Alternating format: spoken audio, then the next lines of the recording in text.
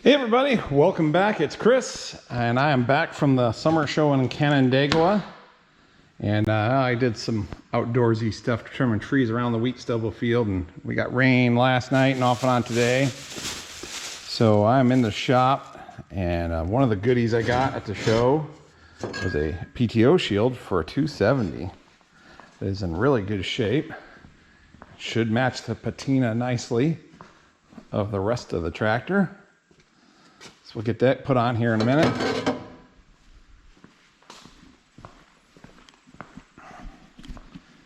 And one of the vendors that was there was Oliver Hardware, classic Oliver Hardware. I think it's oliverhardware.com. I just looked that up.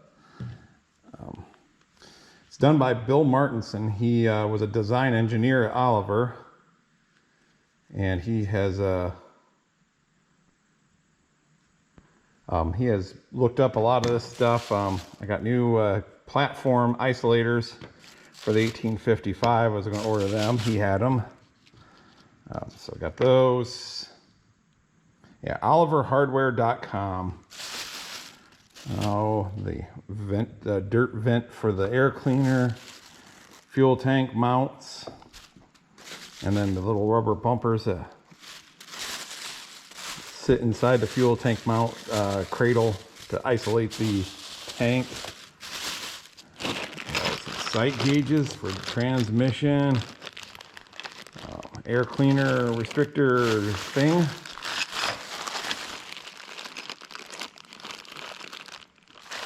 And Bill was even nice enough to give me a prototype part.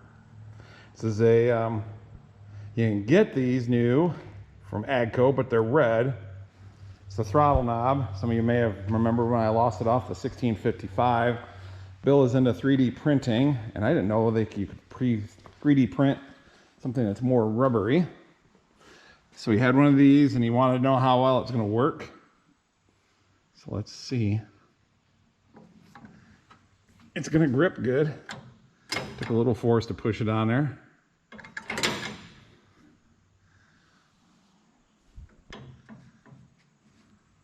And it takes a little bit of force to pull it off. The other one was a loose fit, the original. I'd taken it off to paint, and so I put some electrical tape on there, but apparently not enough because it came off when I was mowing hay. So there you go, Bill. Initial fit sure looks good. Styling looks very good. We'll see how it hangs on, but I think it's going to be good because it's taken a bit to pull it off from there. Of course, it wiggles because it's more of a rubber substance than a hard plastic like the original. Yeah, I can't twist the original if I want. So cool. Well, Bill will probably be having them in the future. He also has threaded round ones. He does a lot of research into this to find the right pieces for the, you know, I think he's 3D printing these knobs. Corvus Oliver also has these. So thank you very much, Bill. It looks good. I think it's going to work. Oh, I power washed the 270. Here's that little dirt valve like I was telling you. Of course, the one I bought is for the 1855. But all that does is there's fins on the air cleaner in there. So it helps the air spin, which throws the dirt and the bigger pieces to the outside. And they kind of fall down on this. And this little opening here will let some of that dirt slowly fall out. Kind of self-cleaning. Got it power washed. Things are looking much better in here. Much cleaner. Cleaner under the dash, in that area. So I think it's just a matter of putting some sheet metal back on her, put that PTO shield on, and can get her out of the shop. I need to get other stuff in here. Everything's so black. At least it had bolts in the hole, so they are not full of crud or rust. There. Probably hard to see since, you know, the tractor's painted black and the background's bright, but that looks much better. All this time I've been not safe because someone removed that shield. Now I'm safe. Let's get a hood on there over the engine. Well, for a while there, White had a fascination with fiberglass, basically when the new White tractors were coming out. So early 270s, like this one, have a fiberglass hood.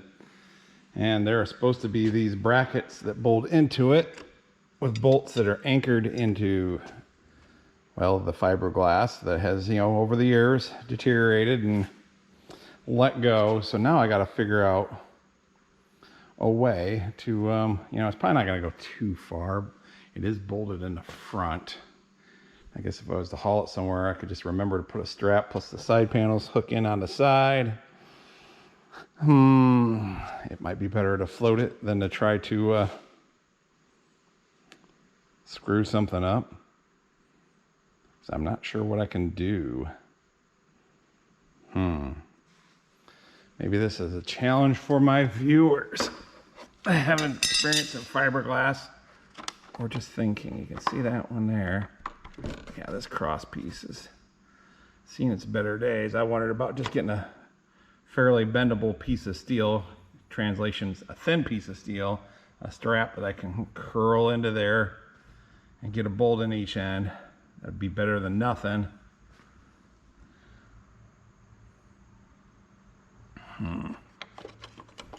Still got this stuff floating in there. Choices. Well, after much thinking, or not much thinking, I've decided,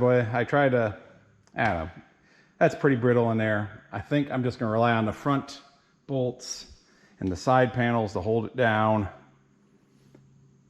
Because I think as brittle as that is, all I'm going to do is make things worse and hope for the best. Some of the early literature for the 270 shows the air intake coming up through the hood. And I'm not sure how many of them ended up that way, but obviously they decided fiberglass wasn't the way, because they did eventually switch back to steel. So let's get this baby on there. One advantage is it is really nice and light, easy to maneuver.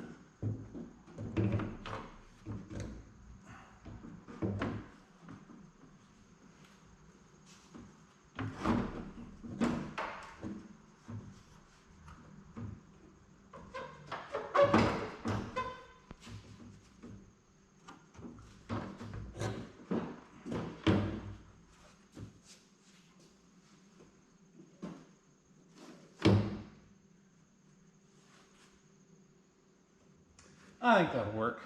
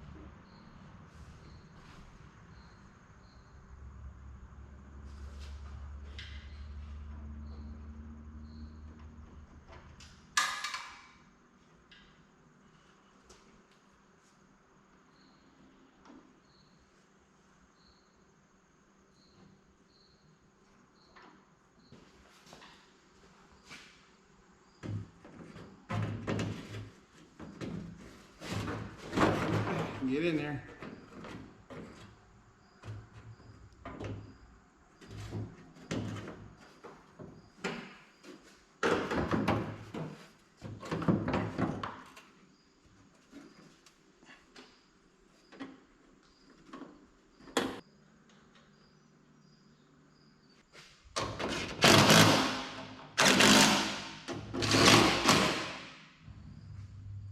Well, as long as we're fixing things, if you watch the video of making hay for second cut with all the drone footage, when I got the 880 out of the barn, stalled it, giving her a little throttle, not a big deal, hit the key and it won't crank over. Ends up the starter solenoid has gone bad.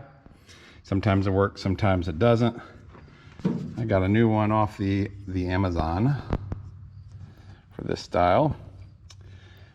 So I thought I'd get that changed out so the poor girl can move around without, I was bound and determined that day to make a video with this 880 running a baler.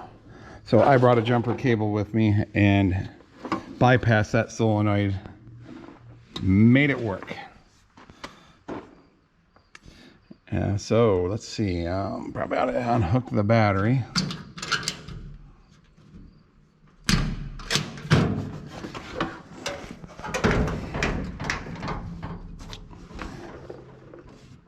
Oh, I actually tightened these down.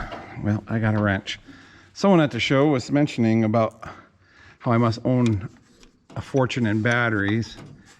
And I guess I need to start recording when I switch batteries between tractors, because I do not put batteries in every tractor. That gets expensive. The ones that the ones that get used a lot get a permanent battery, full-time battery, whatever you want to call it. The ones not getting used, they get transplant batteries. And I should have gotten a socket for this fitting or nut. I will go do that. When I redid this, when I made new battery cables, I only had the side post stipe, which works all right. It recesses the nut, so then you can only get to it with a socket. Not the end of the world.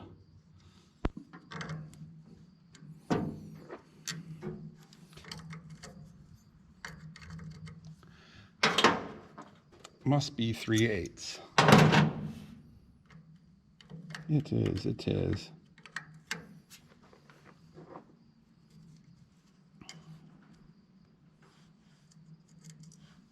We'll take this post loose because this strap here, I guess you could call it a bus bar, but it's what provides the juice from the solenoid. And it's going to be easier to put it on a solenoid than to try to get a wrench on there. I'll take it off with the solenoid.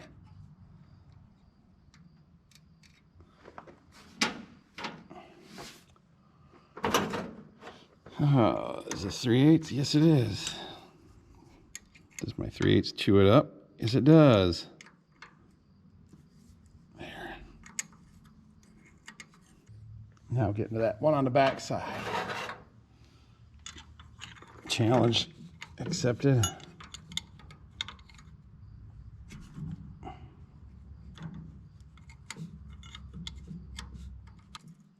Yeah, I wanted that whole video to just be drone footage. Had that new drone. And now let's see, by the time I got the drone figured out on its autopilot thing for the mowing part, the battery was dead, so I didn't get much there. And I got some good footage the rest of the day, the other days, once I got it figured out. And I guess I didn't want to make it longer or whatever. I figured I could address this issue in another video like I'm doing now. There's that bolt.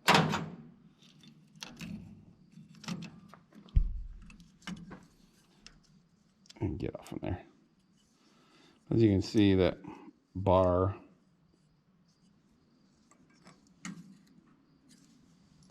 that connects the two, we can just pop that off.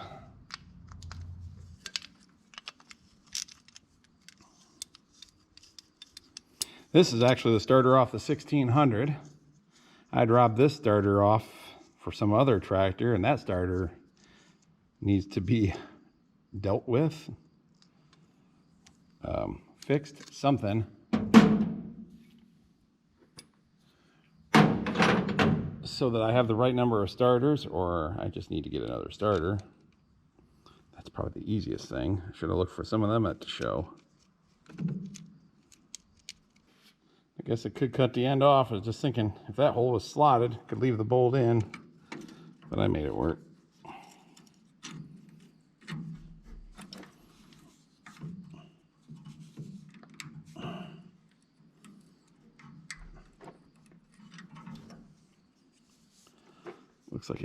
bent a little to fit the curve of the starter.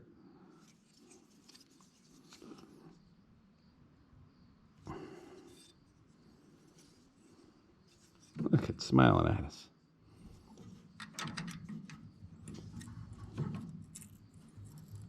Oh, that ought to finish lining up on its own.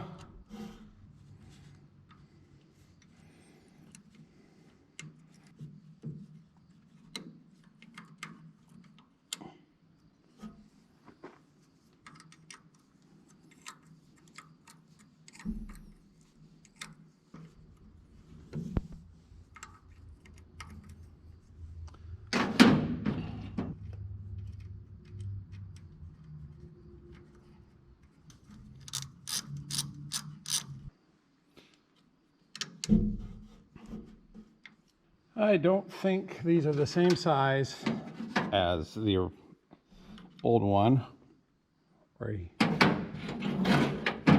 probably some metric size that I didn't bring with me. It's close enough to 5/16 for that to work. Oh, it's 11:30 seconds, but it got it tight.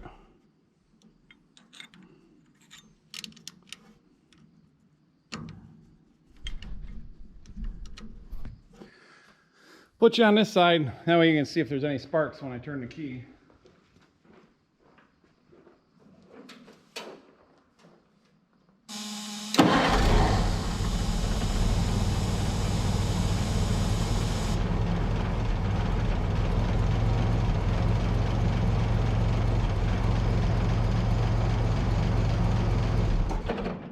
See if it'll do it 2 times in a row.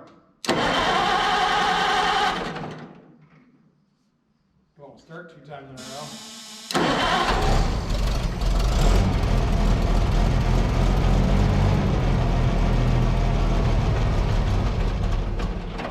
That's it. Shouldn't have to carry a jumper cable with me anymore. Now for the next problem. The points fouled out on me. And the sad thing was, right before I went to the field, I looked in the toolbox, point file was in there, a screwdriver was in there, and I thought, I better put them back in the toolbox before I forget where they're at. And then the points get nasty. She died like someone just turned the key off. And fortunately, let's see if I got a key, yeah. I was able to pop the distributor cap, determine I didn't have spark, and the key for the 6125 was in my pocket, and if you'll notice, the upper part has a file-like appearance to it. And by golly, you stick that into points, give her a little rub, whatever way makes it file, and she fired right back up. So now I gotta look. I know I put a new coil on this, but now I'm wondering, did I grab the wrong one and put a 6-volt coil on it, or did I hook it up backwards? If the 2 small posts are hooked up backwards, it makes the arc jump the wrong way across the points and makes them follow out or go bad sooner. It's hard on them. So, because like I say, I did it a second time, so something's going on there. Other than that, she just purrs like a kitten. Well, I chatted with Ross, the Oliver man, to make sure I was using the same coil as him, and it appears to be that way.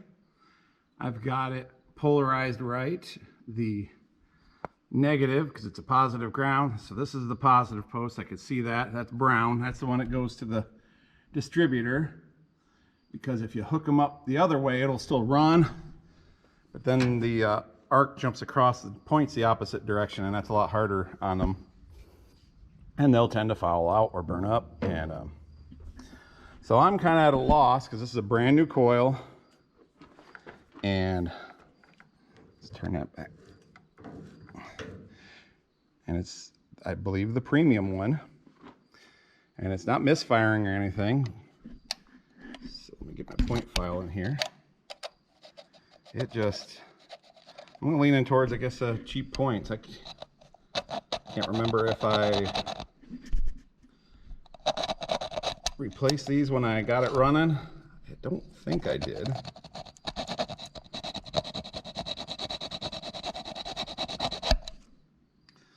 That should clean them up good. But it happened to me twice baling hay. Just all at once lost spark. Cleaned that up with a key like I was saying. Next time I went and baled hay, I put the point file back in the toolbox. And it died and filed them up, and she's been running great ever since. So I'm not sure, other than, like I say, probably cheap points or maybe old plugs and wires. I never updated those. Making the spark work too hard, jumping, raising the voltage. The bigger your gap, the more voltage it takes to jump that gap. And so that puts more stress, I guess, for lack of a better word, on your electric components in your distributor. So let's see. Yeah, I tested. I had the right ohms across the primary, which are the two small screws. I think that was like 4 point something, but it should be around 4 to 5 if I remember right. And then I was thinking this dropped the voltage to 6, but I double checked my other 12 volt tractors, and you open up the points so you're not grounded. You can either turn the engine or just a keychain, piece of plastic stuffed in there so it wouldn't conduct. Then I get 12 volts on this side, but that's the way the others tested. So it seems to be right. I suppose it could be the condenser too, although, and I put a new one of those in, I know that. You can see that looks pretty fresh. And I try to buy the high quality ones of those, but usually when they go bad, you start missing and stuff, not just dying all at once. And so for now, I'm just gonna put her back together and roll with it. Now that I know it's running good, plugs and wires, a cap, rotor, probably would be in order. Like I say, those babies they're old and they're champions, which doesn't impress me any. Well, stay tuned for a future episode where Chris puts on, does a tune-up, puts on plugs and wires and a cap and rotor. Gotta get that stuff ordered first. This can go back on in the time being. All right, let's turn the gas back on.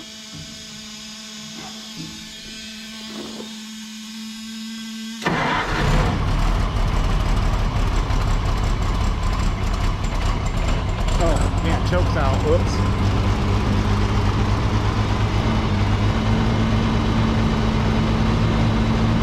Yeah, once it's not flooded anymore.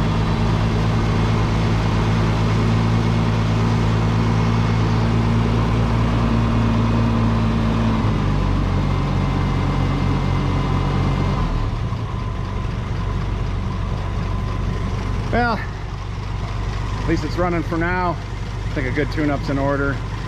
Get the rest of the ignition system besides the coil before I get too worried about things.